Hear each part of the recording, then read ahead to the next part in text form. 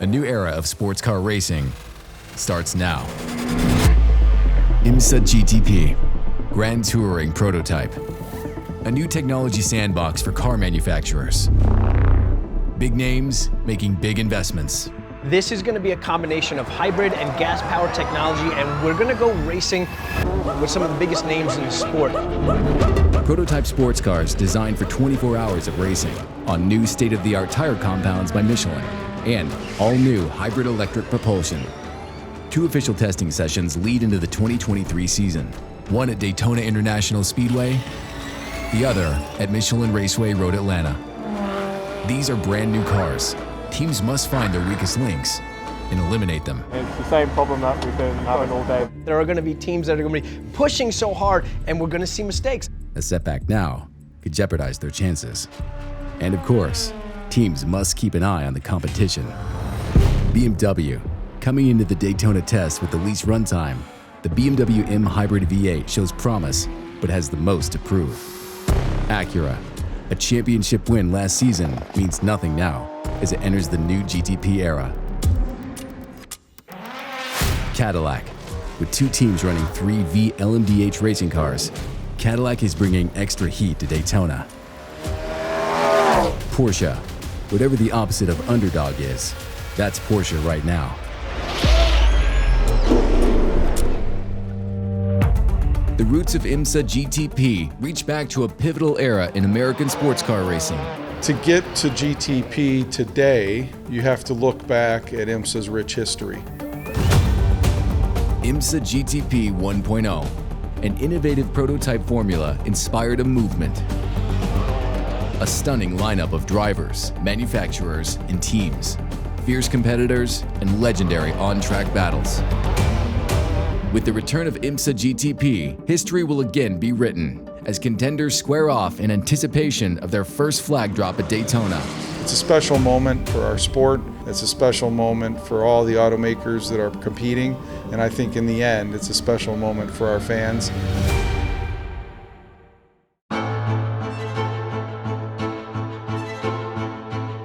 We are entering a golden age of sports car racing, GTP. This is going to be a combination of hybrid and gas-powered technology, and we're going to go racing with some of the biggest names in the sport. And it's not the manufacturers running these cars, it's teams like Penske with Porsche, Action Express, Ganassi with Cadillac, Meyer Shank back with Acura, Wayne Taylor Racing with Acura, Rahal Letterman Lanigan with BMW, all vying for supremacy here in the revival of GTP. This matters. They're all championship caliber teams that have won championships in prototypes in the past, in GT racing. Some have won an IndyCar, and it's going to be a tough competition. So as much as car companies want to have their bragging rights, the teams are even more competitive. The batteries, the only other place they use them is in Formula One. But Formula One does sprint races. We're here, they have to run for the length of 12 Formula One races in a row. And Formula One has had hybrid technology for a while, but one thing they don't do is mix it with all these different engines that are available, because this is a far more open box in sports car racing. And they're all going to have different ways of tackling this, but they want to win this race, not only for the bragging rights, but there is big money being spent by these manufacturers. Daytona International Speedway. In less than 2 months, the new GTP cars will square off right here at the Rolex 24. Starting the season with a 24-hour endurance race isn't supposed to be easy, but it is the tradition of American sports car racing. And here on the high banks of Daytona, teams have a lot to do. This place is fast, very fast, with cars hitting more than 200 miles per hour.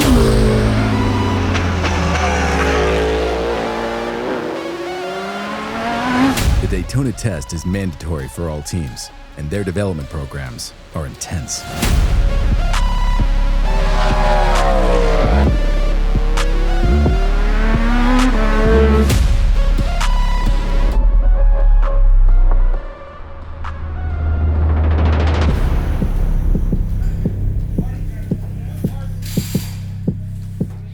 It's a grueling way to start a season when the cars are all so brand new. We are not that ready, so we need to do this and this and this on the list. We hope that we're going to be ready. And then you look to the next garage and they're still doing there, like, ha, we are on the same boat. And then you look to the other one, oh, the other ones as well. So it makes us happy in a way that makes us not feel so bad. one thing is clear that everyone seems to be spending a lot of time back there in the garages. So I think nothing's perfect yet for everyone, for anyone. The stress level over the top. I mean, we are all stressed. Nobody sleeps. Nobody takes Saturday and Sunday off back in Italy, which is kind of, for the Italian, is really panicking. How are the drivers? What's the feedback so far? They're getting more happy, but they're not perfectly happy yet. There are some really big personalities in the GTP paddock, especially the team owners. Let's start with Wayne Taylor from Whelen Taylor Racing, the former driver from South Africa, turned team owner, who designed this team to do one thing: win sports car races, and they have done that. I'm so sick of coming second, Brian. I have no idea. No, I think I have a pretty good idea. Speaking of big names, Chip Ganassi aligned with Cadillac, one of the most famous auto racing teams in America. They're here to win. And his biggest rival throughout the years has to be one name and one name only: Roger Penske, the captain, aligned with Porsche. They were the first ones out, and I think they have a little bit of an advantage, and they don't want to, reveal their hand right away. So it'll be interesting to see. I'm not sure who these guys are with, so if we have much of a conversation, we should go to the truck. They've also now done probably the most miles. They did the 36-hour test at Sebring. That is gigantic, that is huge. They will learn so much from that. That's also why some of these things are breaking too, because you want to put things through their paces. So if you want to run for 24 hours and you're somebody like Roger Penske, you run it for 36 and see what happens. See if it lasts, yeah. Right? And the teams can't change it. These are spec parts. Let me just clarify something for somebody that might be new to the sport here. The only spec thing on this car is this hybrid system. It's the only thing that everybody has in common in here. Everything else they can play around with, they can mess around with the suspension, the aerodynamics, all that stuff. Everybody's got to run this box. And that's where top-level sports car racing separates itself from a lot of other things in global motorsport right now. F1, which has gone a more spec route. IndyCar, which is spec. NASCAR, which is spec. They've separated themselves by keeping that box open and allowing you to run a different engine, different bodywork, keeping that identity for the manufacturers. That's where the challenges come in too. So because there's so much that's open, you have to make this single system work with all these different types of engines.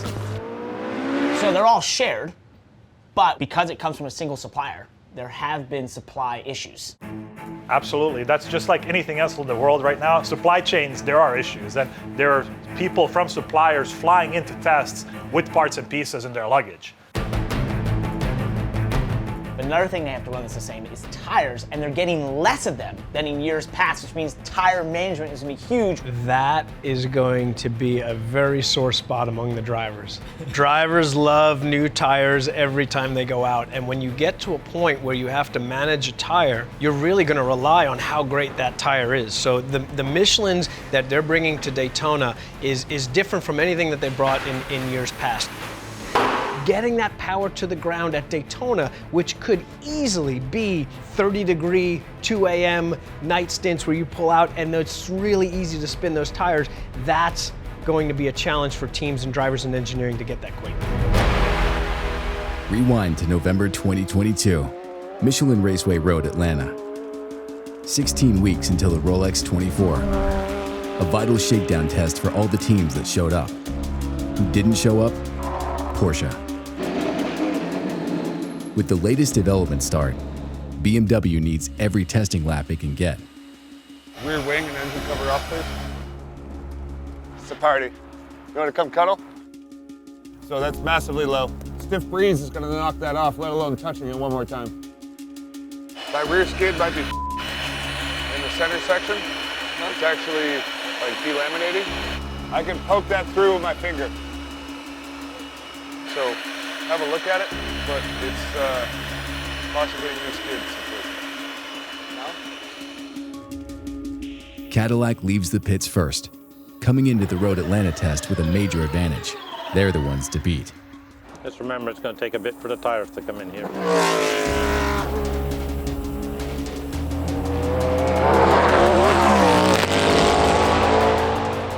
I don't know, unfortunately yesterday they used up a bunch of soft sets outside the window, they were blistering them. Yeah. So they put 25-ish laps on it yesterday, which is like 3/4 of a stint. Just about. And if they can put an additional stint on it when the track is about as hot as they can get it today, they'll understand its dead characteristics and any potential blister.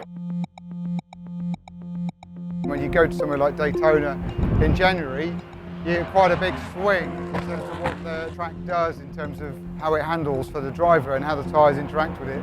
So there's an awful lot to learn. So the bigger temperature variation on track we get here, the better the information teams will have to be ready for that race. We had a component failure in the rear suspension. So we can fully understand what happened, we've just taken some measures to keep the car safe.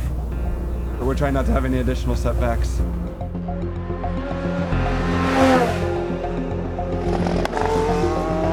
I don't know about you guys, but to see how these cars are launching out completely on electrical power, then kicking it over to the combustion engine is fairly cool.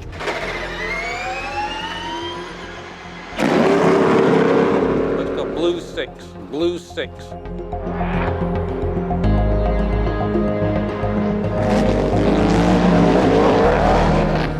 And then there's Acura, with a run of bad luck. Car off turn 7, red flag, red flag. He came through here, he made the turn okay, and then he got on it, and the car goes to the right, and then it looked like he had corrected it, and it shot right straight over to the wall. It's busted out.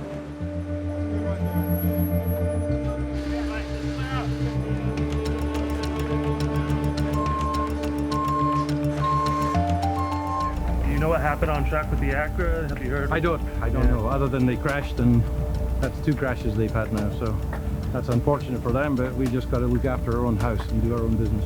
Well, the first one was supposed to be a part issue, and then this morning I have no idea if it was just cold tires. I know cold tires in this thing is super sketchy, so it's, yeah.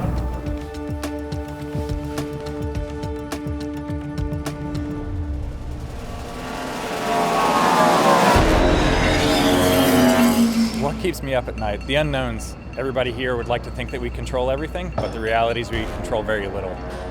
You know, we've got human drivers, we've got mechanical cars, we've got electrical systems. The clock is ticking. With BMW's late start, the urgency behind the pit wall is growing.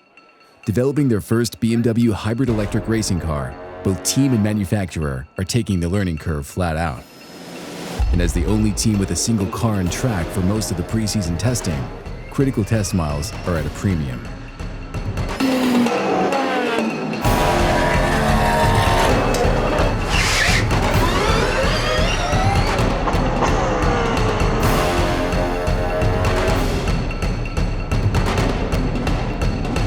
Can we do a mode Bravo 5-3, please?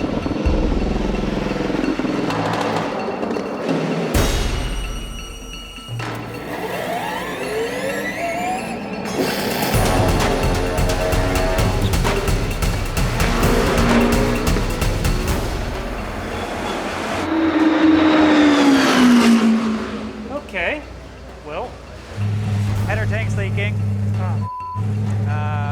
And so on the corner it started to fatigue. Well, it's carbon fiber. And so it's leaking through kind of the weave. That's never gonna hold. It's not gonna last very long. No. Like then we're done. Yeah. I think we can probably change it in about a half hour. Okay.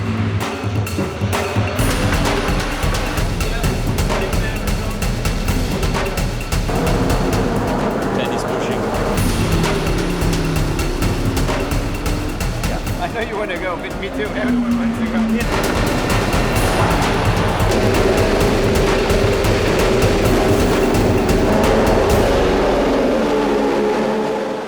But, I mean, it's the same problem that we've been having all day. The balance is just split, you know. They didn't feel great at the end.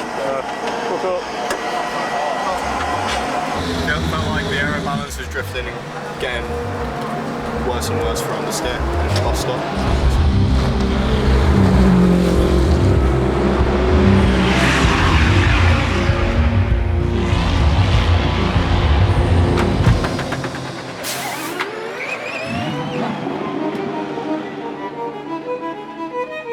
Who's had the least issues in testing? I think Porsche's probably at the top of that list just because. So now put them first. Yeah. Just because that 4-liter has architecture going back all the way to the RS Spider, which Penske and Porsche had a lot of success with, having that little bit of known quantity versus some of the other ones like the Acura that's just like out of this world fancy V6 turbocharged thing. Speaking of known quantity, I mean, you obviously had Wayne Taylor and Shank both already running with Acura last year. Absolutely, that chemistry is a big part of it. You've got Ganassi who took this seriously because they knew who they were going up against. You can't just show up and go and beat Wayne Taylor Racing or Meyer Shank.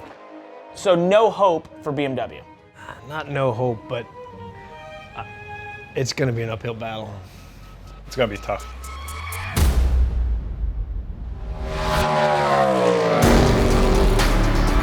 On the next episode of Win the Weekend, the IMSA GTP class debuts at the Rolex 24 at Daytona. Cars and teams are pushed to the limit for 24 hours of high-stakes endurance racing.